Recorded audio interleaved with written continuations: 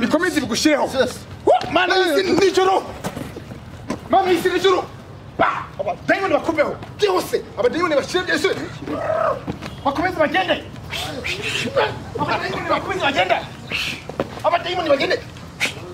abadayimoni bizagenda guys akabuno kawe kuko navugaga nk'abakobwa mu nzi nambara amapampa ako bavuga nk'abakobwa vuga tukabasubiramo muri iriya minsi twumva ukuntu bavuga onge byabaga binteze oya bisubiramo ta bisubiramo nabisubiramo bisubiramo twumve wana navugaga urumva mana y'isi n'ijuru komeza umurinda abadayimoni ubutigaye reka tujyane tumusengera mana y'isi n'ijuru bakomeje abadayimoni bamuveho mana y'isi n'ijuru kateka kugira wese mana y'isi n'ijuru komeza akapike wongera ugashira usako katazunya kujya mu tuntu tw'abagabo garutse ibintu pe ushimwe mwami wanjye kwiriba umusamariya kasi yahinze umushyitsi ubwo yahuraga n'umuyuda muganiriza neza akanganiza kansengera nkaba narakijijwe narayikiriye Yesu n'umukiza ko bavuga ni Yesu n'umukiza ariko hari ikintu kimwe mbura Yes, nizera ko mumeze neza aho muri hose mu bice bigiye bitandukanye barasirazuba irengerazuba amajyepfo amajyaruguru mwenyewe nitwa Ceketu ndakina n'abana ukina na nyina usura atandukanye mu bice bigiye bitandukanye usibanganye mutasenya gatanga isana bitamo ramwe Kigali News 500 Ishyaka TV 550 nizere ko mumeze neza ikumwe n'umuvandimwe y'umutonanye kinini kumwe n'uwahoze nanone ari umutinganyi yicaye mu kaboko k'ibumoso urashima inama reka turakora mu kwigana mukanemera reka dutaratakiganira abakora subscribe muzikore cyangwa umuntu azireke kuko uyikora aba ari uw'agaciro mu buzima bwanjye bwa buri munsi ujya muri commentaire ya yunuke ariko wandeze ikiganiro cyarangiza n'isa amahoro amahoro Yesu ashimwe Imana iguhumuje nawe guhumuje umeze neza ndashima Imana sasa rero utangina na karirimbo nikavotuze gusa ariko karirimbo se ariko abantu badukurikiye burya idini niyo rizatujyana mu ibikorwa byiza dukora muri tari se ukabyina karirimbo ndetse gatoya ibikorwa byiza dukora byisi byo dukora nibyo bizatujyana mu kandi idini ni ishuri kandi natwe tukagera ku mategeko y'idini sibyo ariko aka kanya nawe ndashyiramo ijwi ryanjye aya bavuga ngo kuri umusilamu ukaririmba z'abarokore ariko guturayibyinana turaza kuyibyina ahagarara inyuma ariko urebyina n'umuvandimwe niturangiza dusenga njye kuguha iminota 40 umuntu abadayimoni ntabwo bakimugendaho ra aya mu izina rya Yesu abadayimoni bajyanye n'ibihe bya twagiye ndagira ngo tubyine yego ndagira ngo ubyinire Imana kuko bigaragare ko ubyinira Imana bigaragare ko wahindutse wavuye mu butinganyi cameraman ndabyimenye utakiri gatari ndimi n'abandi bagabo bagenzi bawe mutakikinisha sibyo mutagisambana ibyo nibyo nkeneye yego kandi ahamirize byanya iyi ni ingoma tangira ubyine nyene byina nk'umuntu witanga nyene nk'umuntu kwiriba umusamariyakazi yahinze umushyitsi ubwo yahuraga n'umuyuda byari ibintu bidasanzwe uyuda muganira n'umusamariya neza yahoraga banganye bahoyana makimirane y'urudacana ako ngako karanahagiye umva icyo kintu kirimo mutericara oya umuyuda we n'umusomaliya kandi nta bantu bahoraga bahanganye ariko baza kuganira neza ariko bahoraga bafitanye amakimbirane ariko ubwo urumva ko Mesiya ni ngewe Yuda yaruye yewe namukuye mu buyuda bw'abadayimoni so by the way abadukurikiye mwese mujye mugerageza no kuduha subscribe abatabishaka babireke mudeye commentaire abari mu Rwanda abari mu bihugu by'abaturanyi ndabasuhuje. Nimero yanjye ni 0782280395. Ano ngo barayibuze kandi biri kubiganira. Sinna mu muyibura. Gusa Imana duhana umugisha. Dutanye ijambo ry'Imana dusenga. Data twese wo mu izina ryawe ryubahwe. Reka nkwereke umuhungu wawe wahoze ari umutinganyi ariko atana indimi n'abandi bagabo bagenzi be birongora mu kibuno bitera akanyamirika Mana. Uri igitangaza Mana. Mwikoreje ino Bibiliya kugira ngo imubere umutwaro. Aho kugira ngo ahangane n'ibibazo bya rubanda byibuze ahangane na Bibiliya yawe Mana. Uri igitangaza niwe wakuye abadayimoni mu kuzimu, ni nayo muntu wahaye umugisha abantu bose baba Satani kugira ngo bakoreraga Satani kugira ngo bahabwe ubugingo buhoraho, ni nayo muntu warokoye abantu b'abakozi ba Satani. Uri Imana y'igitangaza. Reka nsengere uyu muntu wahoze usambana n'ihene. Reka nsengere no muntu wahoze wikinisha. Reka nsengere no muntu wahoze Mana uvuga amagambo atari meza asebye Imana, avuga ko nta Mana ibaho, nta n'ijuru ribaho, n'abakristo batabaho. Ariko Mana ndagira ngo muramburire ibiganza ku nshuro ya kabiri mwaturaho imigisha no gutera imbere. Uri igitangaza Mana, sinabona ko mbivuga. Aya masengesho agere kuri buri muntu wese w'umusambanyi, agere kuri buri muntu wese witera akanyamerika, agere kuri buri muntu wese w'umutinganyi, yaba ari indangamirwa, yaba ari indaya, igere ku muntu wese w'umutekamitwe, yaba ari umujura, yaba ari umwesikoro, yaba ari umupfumu, yaba ari umurozi. Ndagira ngo Mana ukore kuri buri muntu wese ukorera abadayimoni. Ndagira ngo ukorere umuntu wese wakugiriye neza yo kugusatira gusenga Mana, umugisha, umutabare, umuhe buri kimwe cyose, umuha akazi keza, uha akazi keza abantu bose badukurikiye babuze imibereho myiza. Ariko Mana niwe tubikesha kubaho, tubigusabye mu izina rya Yesu Kristo, amen. Imana ibaho umugisha. Urakoze cyane. Urakoze umukozi w'Imana. Aka kanya mwarababonye ejo bundi mu kiganiro twari tumwe n'umuvandimwe wanjye, reka musubize mubwira ati assalamu alaikum wa rahmatullahi wa barakatuh. Yitwa Fisi Nyamunini. Murabyibuka ahangaha twicaye, uno muvandimwe yiko ajya mu biti yarangiza naho amazi Kayusi, Profete Kayusi akamusengera, ni Pastor Kayusi, na Profete buri abara abanyamitwe. Pastor Kayusi akamusengera ko na Fisi twifuzaga ibyiza, ariko Imana ishimwe yarahindutse. Guhinduka kwawe byaturutse he? Ni kuri uriya munsi cyangwa no kwabonaga ko wari urambiwe ibyo wari urimo? Yewe ibyo nari ndimo nari mbirambiwe, ariko ndashima, ndabanza nshimire Pastor Kayusi kuko mu babigizemo uruhare arimo yaransengeye bishoboka. Kandi ikindi nshimira Imana, nkashimira n'igihugu cyanjye cyambyaye, nuko nahindutse kandi amasengesho ye n'amashingisho abandi pasiteri yangezeho nanjye nkaba narahindutse, kuko munzi kuko navugaga nk'abakobwa munzi nambara amapampa. Ako bavuga nk'abakobwa, vuga tukabasubiramo muri iriya minsi twumva ukuntu bavuga. Onge byabaga biteze. Oya bisubiramo ta. Kubisubiramo nabisubiramo twumve. Bisubiramo twumve. Wa nanavugaga urumva. Mwese najyayo utaneza abadayimoni. Njyewe ibyo ndabishimira Imana rwose ko none nsigaye nicarana na rwose nsigaye ni mbere na mbere ndabanza nshimira Imana kuko nsigaye nicana na Fande Kayusi Pastor, tukaganira, akangira inama, akanganiza, akansengera, nkaba narakijijwe, narayikiriye Yesu n'umukiza. Siko bavuga ni Yesu n'umukiza.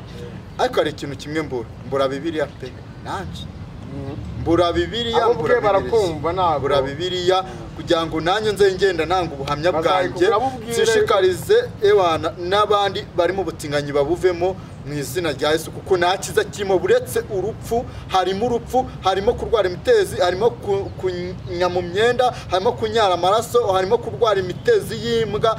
Mana ndagushima n'ukuri kw'Imana kuba katika kwa jina la Yesu. Vuga ati Mana warakoze. Mana warakoze. Inyo yanjye ishira super grow. Inyo yanjye ishira super grow. Nizongera kujya mu kabono k'abagabo. Nizongera kujya mu kabono k'abagabo. Umugisha Mana. Umugisha Mana. Ndongora umugore mwiza. Ndongora umugore. Umunyamerika kazi. Umunyamerika kazi. Ndagusabye Mana. Ndagusabye Mana. Ndakwinginze.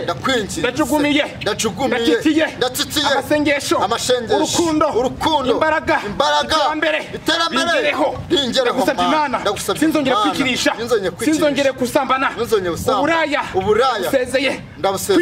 kwiba gusambana byose ndabisezeye ubutekamitwe ndaburetse ubugiye ku mukozi w'Imana uri igitangazamana ndabigusabye Mana ongera undi bundi busha uri igitangazamana nahuye na Mesiya musha wahoze ari umutinganyi Pastor Kayus yarakijijwe Imana iguhumugisha Mana uhumugisha abadukurikiye mwaka umugisha abadukurikiye abantu bose badukunda abadayimoni bashe tubarimbuze ibiti n'ibitiyo tubatwike mu izina rya Yesu kalabashi Mana yisirije Yesu sigaye mvuga indimi mwami vuga ngo nzavuga indimi mwami uyu mubiri wanjye uhindure zahabu zapfe mfite isezerano ryiza zagira isezerano ryiza rishya uri Imana y'igitangaza ndakwinginze Mana sinzongera kwitera akanyamerika sinzongera gusambanya ihene sinzongera kwikinisha ku karubanda sinzongera kunywa ibiyobyabwenge sinzongera Imana gushuka abakobwa sinzongera gushuka abavandimwe zahore ndi mushimbere zawe uri Imana igitangaza ndasengera ubugira kabiri ndasengera ubugira gatatu ndasengera ubugira kane ndasengera ubugira gatanu ndasengera inshuro ijana ndasengera imisozi Imana umuntu mutumwe mu misozi ijana yego Mana ndakwinginze Mana komeza Mana ufate uno bugingo bwanjye wongere undeme ubundi busha uri Imana igitangaza uhumugisha abantu bose badukunda uhumugisha batwanga Mana itakura umuntu ntanahita namugeza vuga ati Mana fasha ngira iherezo ryiza ndakwinginze Mana bohora ubuzima bwanjye abadayimoni bakomeze batoke mu izina rya Yesu vuga ati kwakira na Yesu abutinganyi ndabusezeye akabuno kanjye nikazongera kubabara nikazongera kwinera sinzongera kwinera ku muhanda sinzongera kunyara amaraso sinzongera kwinera amaraso sinzongere kunyara amaraso sinzongere kuruka amaraso ndakwinginze Mana fatika na Yesu vuga ngo kwakira Yesu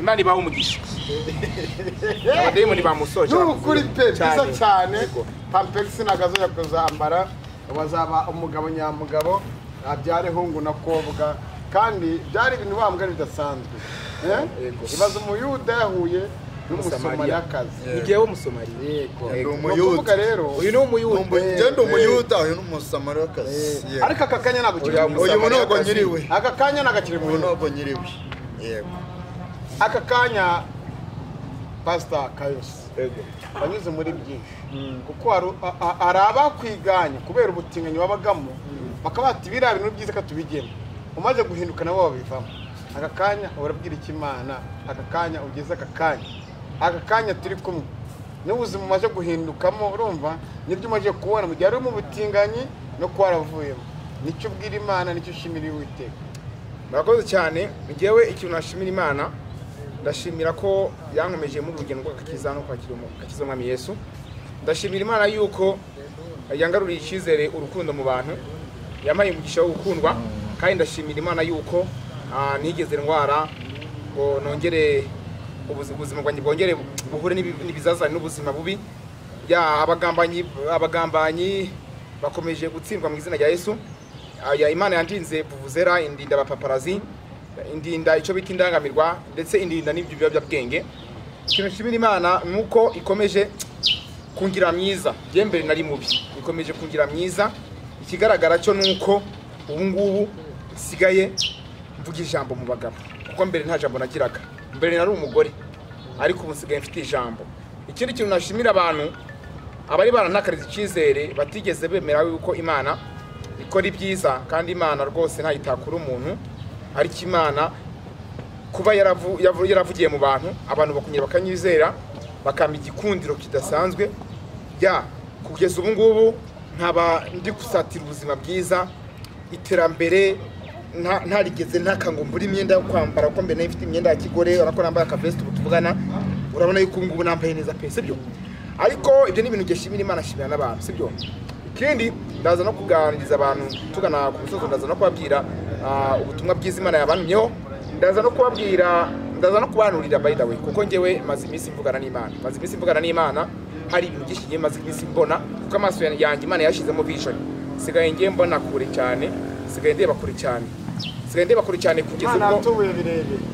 oya nta Imana yashyize kureba ibintu birebire ahari hari umwijima. Niya. Yashyize mu mucyo. ya ahari umwijima Imana yashyize mu mucyo icyo nicyo nabwira abantu gusa ndagira ngo nshimire uyu musore wari warigize umugore Matsiko Imana ikomeze imube hafi n'abari bamutakarije icyizere bakomeze bamube hafi agere ku ntego abe icyamamare cyari mwigisha mu Mana buri muntu wese utari umuzamumenye kandi buri muntu wese amwatureye imigisha kandi ibyo byose jewe ndabisaba ku Mana yuko yaguhubwa amamare budasanzwe nawe ukaba Mesiya ukazajya uhura n'abatinganyi ukabasengera ukazajya uhura n'abesiko ukabasengera Zaburi ndirimba ziyabe na safu inda mutima aririmizina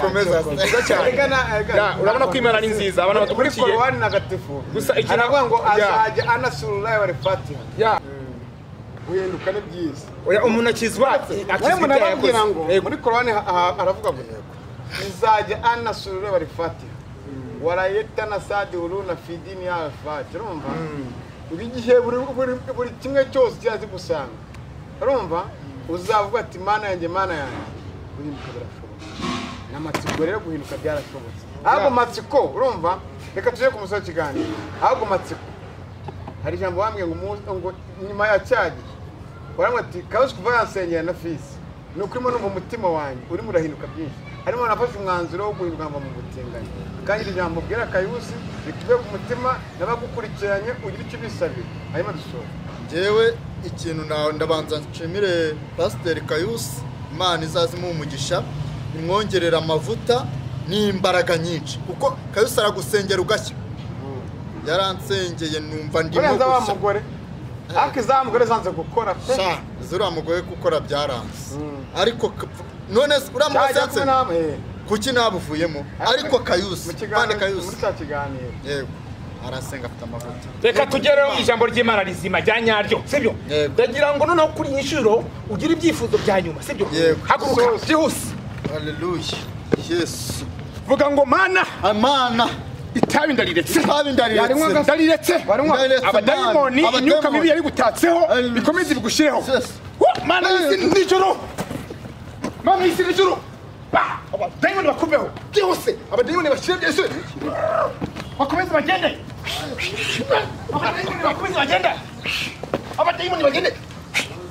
abadayimoni bizagende yahise akabuno kawe nikazo gusambana izangire kunywa itabi akabuno kawe Imana iguha imyambaro mishya y'ubupasiteri ntuzongere gusambana Mana y'isi n'ijuru we uri igitangaza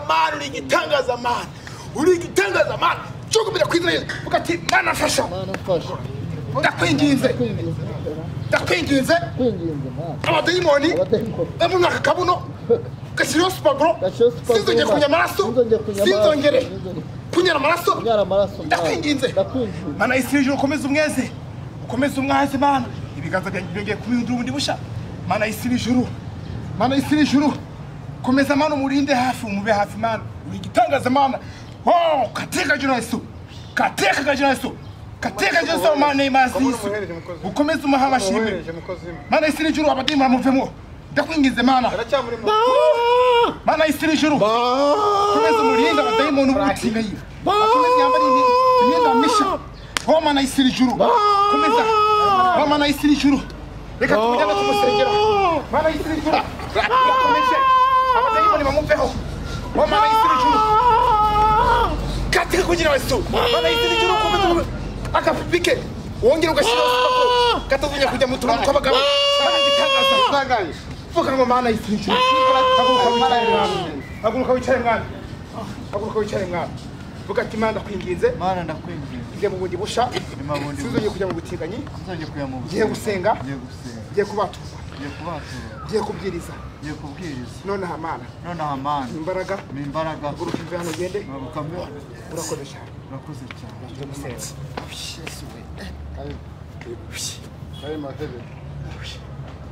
ya ni amashimwe uwimva umuntu yose ugwa hasi nkabona numvaga ndi ahantu kure numvaga nazi ukuntu meze mu buzima bwanjye mbonye haje ikintu cy'ikijima cy'umukara numva mu maso meze nk'aho ngiye ahantu mu mwobo muremure cyane ariko ndashima Imana ko numva ngarutse ibuntu pe ushimwe mwami wanjye kwiriba umusamariyakazi yahinze umushyitsi ubwo yahuraga n'umuyuda muganiriza neza byari ibintu bidasanzwe umuyuda kumuganiriza neza bahuraga bahanganye bahuraga n'amamirane y'urudacyane Imana ibarinde nizere ko mumeze neza ikiganiro twakoze ari kumwe na Fils Nyamunini nagusuhuje Kayusi yahindutse byinshi bigiye bitandukanye njyewe muri kuri channel yanjye ibiganiro mageza n'ibiganiro bitanga isaramitima mbere ko nsoza kino kiganiro nakire undi mukozi w'Imana mbere ko nyisoza undi mukozi w'Imana nakiriye reka mubereke hanyuma tuze mu kindi kiganiro karibu umukozi w'Imana karibu gatoya uretse turagisoje ariko nawe mu kindi kiganiro tugiye kuganira mu kanya hanyuma rero nizere ko mumeze neza karabo k'Imana Imana igumugisha urakoze cyane mumeze neza turebe mu kiganiro subuza badukurikiye nabasuhuje mwese ba Dorosera n'aba Vidansiyana n'aba Gilbert ariko kuririmbo waririmbanye na Kalisa Kalisa na Kaza ndazo ko arimba muri Patito ariko hari ikintu uzana kitaje gisanzwe yaba ari abantu basoza ikiganiro bose barabatinganya Stani Kayusi n'ugwango mu hari so ikiganiro bose bose Kayusi ngo buro santere baraziciye buriya ngo agenda amata ko ntagara aratera ariko ubu ngubu yarakije umuntu inyuma yake ariko yarakijijwe ubu ngubu arimo aragenda gukomera byiza cyane none rero tubita amatsiko nawe yarakijwe nawe umutinga yambara pampa y'amata turakuri izi mbuga ariko ngiza amahirwe ndabahindutse kakaririmbo noneho turakaririmba mu kanya nta kibazo muri Patito uyu bamwita Karabo k'Imana ticaro yitwa Akarabo k'Imana TV hari n'indi channel turimo turakoraho yitwa Jados TV bagende bakore subscribe bajye badukurikira nkugurireyo akantu shada ni vuba cyane turi inshuti soza ni na Fatuma shada urakoze cyane umwiza w'Imana Fatuma ni Karabo k'Imana mu kiganiro cyo kuganira nawe n'umukozi w'Imana Imana amugire neza kandi ikomeze inamwishimire reka tubara ikindi biganiro dora tubabwira ngiye na Ruzagayo n'abandi badukunda by'umutima ngo nitwigire tunyotereka twigirishije iyo twigirishije tuba twananiwe ariko turahari kwera Imana inshallah.